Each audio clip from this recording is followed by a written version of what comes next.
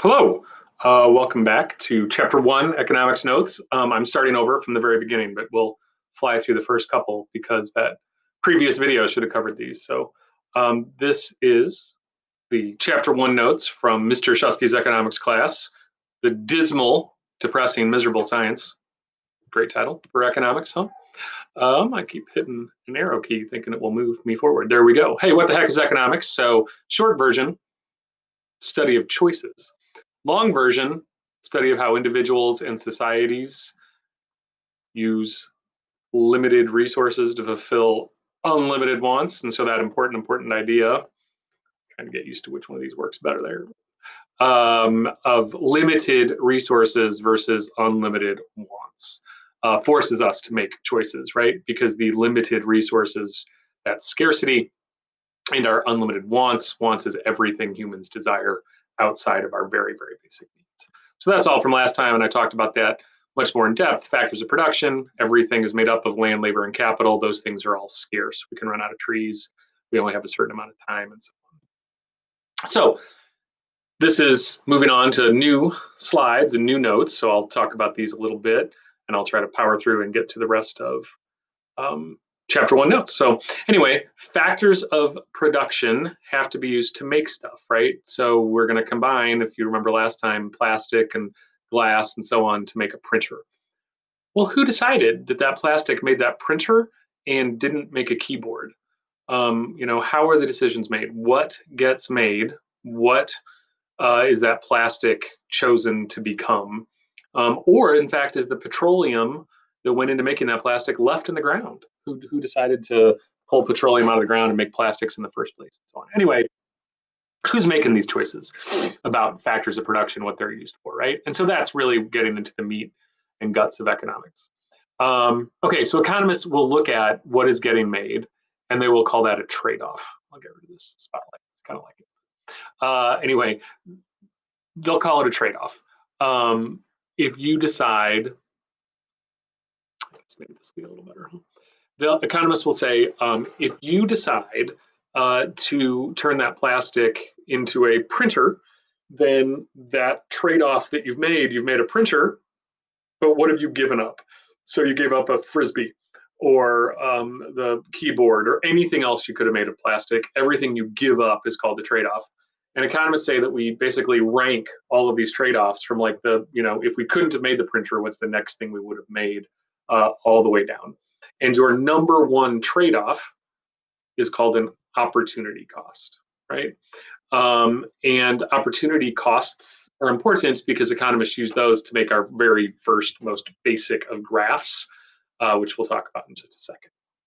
One way to think about it is, let's say you have $1 in your pocket and you walk into a gas station and you want to buy a candy bar, and you really want a Milky Way, and you walk up to the counter and you see the thing full of candy bars, and you see that Milky Way box, and you look in and oh my gosh, there are no Milky Ways. And so you kind of scan around and you're like, gosh, should I just not buy anything and leave $1 in my pocket? Or, oh, Snickers sounds good. Hey, there's a Snickers over there. And as you're looking for the Snickers, you realize there's, Three Musketeers and Almond Joy and whatever, all of them. Well, economists say that we're not really doing this consciously, but subconsciously, we're basically ranking every single thing that we can get with $1. And we walked in there wanting the Milky Way.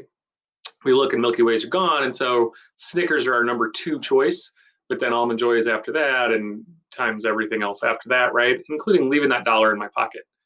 So everything I don't get is called the trade-off. So anyway, I start reaching for my opportunity cost. I start reaching for that Snickers, my number two. And as I bend down to do that, I realize, oh, there is a Milky Way in the very back of that box. So I will grab that Milky Way instead, which is what I walked in there for. And so now I have, to an economist, a list rank of every trade-off, everything I don't get with that $1. And my number one don't get, or trade-off, my number one trade-off, called an opportunity cost. And in this situation, that opportunity cost is a Snickers bar. So, sorry. So we can use that notion of an opportunity cost of a number one trade-off to make a production possibility curve. So in this example, and the textbook has a couple, you should look at them. But in this example, we have bracelets and earrings, right? Like let's say that you have a combination of factors of production: land, labor, capital, possibly entrepreneurship and technology, but for sure, land, labor, and capital are big three, right? And land would be, right, like metal or plastic or beads or whatever. Labor would be your time to be able to do this, and capital would be, I don't know, glue or pliers or screwdrivers or whatever it takes to make jewelry. So imagine I have a set number of factors of production, this pile of material, beads, rope, whatever, right? String, and capital, glue and tools and stuff, and labor, a couple hours for me to work on this. Anyway, and then I can choose to either focus on doing bracelets or doing earrings, right? And if I just take all of my factors of production and make bracelets, in this hypothetical example, I can make 10 bracelets, right? But if I do that, I have no factors of production left over. I've used all of my time. I've used up all of the labor. And then I've also used up all of my land. So like I have no string or whatever left. And then I've also used up capital. My glue is all gone or whatever. So anyways, if I make 10 bracelets, I can't make any earrings. On the other hand, maybe I could have made 5 pairs of earrings, but if I had done that, I could make 0 bracelets. But gee, maybe I just make 3 pairs of earrings, right? Then I have some stuff left over. I have another hour that I can spend working on this. I have more beads left over and so on. So I have leftover factors of production. So now I can make 4 bracelets as well. Or I could have made 8 bracelets, only 1 pair of earrings. So every one of those plot points, right? Like 3 and 4 or 2 and 6 or whatever, just represents some trade-off of giving up bracelets and getting more earrings or vice versa, right? And so that's what a production possibility curve represents.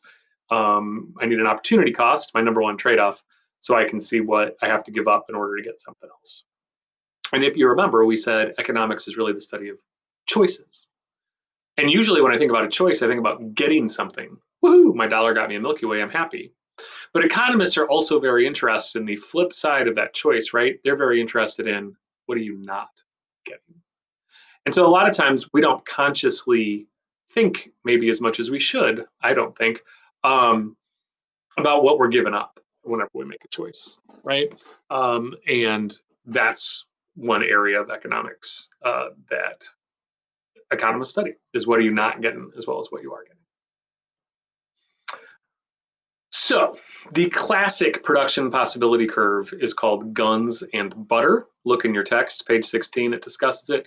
Basically, societies can have a whole lot of guns, meaning like military or police or whatever, right? Or they can have a whole lot of social program stuff, right? Like we could build hospitals or roads or parks. And so that's all considered butter. So some societies have lots and lots of guns, very little butter, North Korea, for example. Other societies have lots of butter, very few guns. Sweden is often looked at as a very heavy butter country, not literally butter, but lots of social spending, education. In Sweden, you can go to college for free. Now, it's really not free, right? Taxpayers have to pay for that, but you would pay nothing to go to college in Sweden, just like you pay nothing, basically, to go to Collinsville High School. So we have free kindergarten through 12th grade education in this country. That's butter. We could have less of that and make you guys pay. We could afford more guns then. Or we could have more butter. We could make college free here. Bernie Sanders argued for that in the presidential election. But then we would have less money to spend, perhaps, right, on another aircraft carrier. Okay, another couple of terms here real fast, and I'm mostly going to let you guys use the text, read and study on your own to figure this stuff out. But basically, there are 2 main branches of economics, micro and macroeconomics. So micro means small, macro means big. And we're not talking about, aircraft carriers versus bullets. We're talking about who's making the choices. So we've already discussed that economics means the study of choices. Micro doesn't really mean the study of small choices. It means the study of small choosers. Like who in fact is making the choice. So is that individuals, small businesses, you name it? That's microeconomics. Is it big giant corporations? Is it government? Microsoft and Google and Ford. If we're looking at those guys, then that's macroeconomics. And government is the most common macroeconomic study. So if I want to know what the US government's doing with its taxes, where it's spending money, Trump's arguments versus Biden's on the economy, you name it, that's macroeconomic study. And if I want to know why Schnucks put Coca-Cola on sale and not Pepsi, that's a microeconomic decision. Okay, scarcity versus shortage. Two more terms we should know, and we've already talked about scarcity. Do you remember what scarcity was? You should. Scarcity is the permanent, uh, the finite. Pardon me. There, scarcity basically means you can run out of something forever. It isn't infinite. It can go away, right? Permanent. And shortage is temporary. Shortage means it's a fixable condition. I may be out of it, but I can fix that and get more. Scarcity means I'll run out of it forever, eventually. And maybe eventually is a long time, but maybe it's quickly. So, for example, if the power goes out because of a lightning strike, well, I'm pretty sure that the Ameren crews or whomever are going to go out and fix whatever they need to fix, and bam, I'll have electricity again. Maybe that electricity is run by coal that they're burning in a power plant somewhere. Well, I know if we keep using coal in the rate we're using it, at some point, probably far down in the future, but still at some point, humans won't have any more coal left. It'll all be gone. And so permanent gone is an example of scarcity. Shortage just means temporarily gone. We can fix it, and then it'll come back. Two other econ terms I want us to know: goods versus services. Goods just simply means that whatever we have created, I've combined factors of production, land, labor, and capital have all been used together to make a printer or a Snickers or an SUV. Anyway, if I can touch it, if it's tangible, meaning I can touch it, then it's a good. If I can't touch it, it's a service. So if I call Domino's after school today and I have a pizza delivered to my house, the pizza itself is a good made up of factors of production, land, labor, and capital, cheese, a worker who made it, an oven that baked it.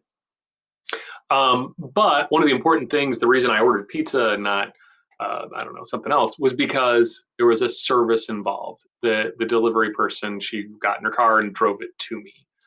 So those are both very important parts of that pizza itself, right? And me having dinner tonight.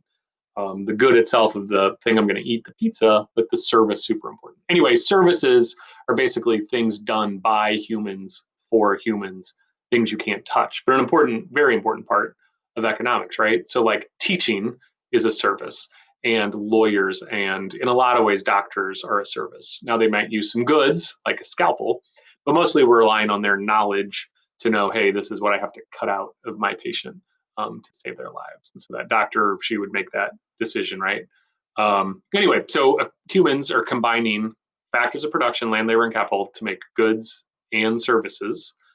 Goods are tangible, services intangible, and that, in effect, is what our entire economy is. Combining factors of production, what choices are we making to make what goods and services? So, okay, so then our last slide of chapter one is this, and it's kind of long. And this really is just the very last section of chapter one in your text. And I really ask you to just read chapter one in your text, please. But it discusses what economists themselves just sit down and do as part of their job. What does it mean to be an economist? Well, we're studying choices, we already said, right? But there's more to it than that, right? Like how does a daily economist's life look? What is he or she doing? Okay, well, they're creating economic models. Fancy term for simplified representations of the real world.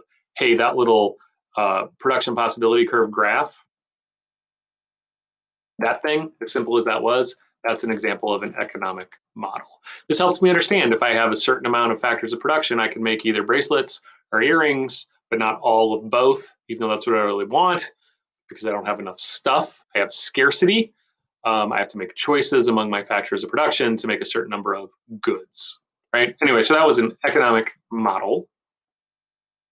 And these get much more complicated, right? Like if the US government wants to know if we send every American a check for $1,200, which happened to most Americans fairly recently, what are they going to do with that money?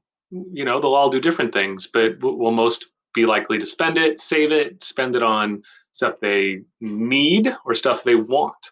So most economists would, of course, say no matter what they're spending it on is defined as a want. But is this rent or is this a vacation? Anyway, so these models get very complicated, right? And there are lots and lots of variables, and economists do their best to sort of like the scientific method come up with a hypothesis. So I think if you send every American $1,000, most Americans will take that and save it. That's my hypothesis. So can I test that? Well, in that example, sure, right? I need to go figure out how do I collect data to see what Americans did with that $1,000. But if I can do that, um, then I can sort of like run a scientific experiment. I go look at what really happened. And gee, only 12% of Americans save that in a savings account, but another 10% put it in the stock market. So does that count as saving? But 40% went and spent it on rent or food, and the remaining whatever 9%, I forget where I'm at. My math's bad there. Anyway, I don't know, spent it on vacations. My hypothesis wasn't right. Most Americans didn't save it, right? But a lot did, and so on. Anyway, that's what economists are really doing in their day-to-day jobs, coming up with economic models attempting to say, I think the world works this way. People will make these choices with factors of production, or businesses or governments will make these choices with factors of production, land, labor, and capital, under these conditions to make these goods and services. And then I want to go test and see how those work. So you definitely have different schools of economists or of economics. You have economists arguing with each other all the time. Some would say, hey, if you cut taxes, it will help the economy. People will have more money in their pocket, they'll go spend it, more people have jobs. Great news. Other people say, man, you should raise taxes. Usually the argument is on the rich, because you can take that money and invest it. Better schools or hospitals or better internet or better highways, whatever that is. And that will actually do far more to help boost the economy, because we'll have a healthier workforce, a smarter workforce, a better infrastructure, roads and whatever, to make the economy move forward with the smarter workforce. Anyway, those are both hypotheses, right? And they both sound plausible, I think.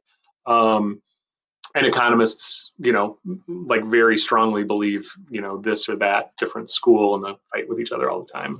And a lot of it's politics, but a lot, is more economic specific stuff. But anyway, the point is they're attempting to, for sure, be a true social science. They're attempting to take real world data and apply that to hypotheses and come up with conclusions that explain the world, just like science. So anyway, that concludes my chapter 1 notes. Thanks for listening. Sorry it was a little long. And for sure, go through these at your own leisure. I will send it to you, and shoot me any questions you might have. Thanks.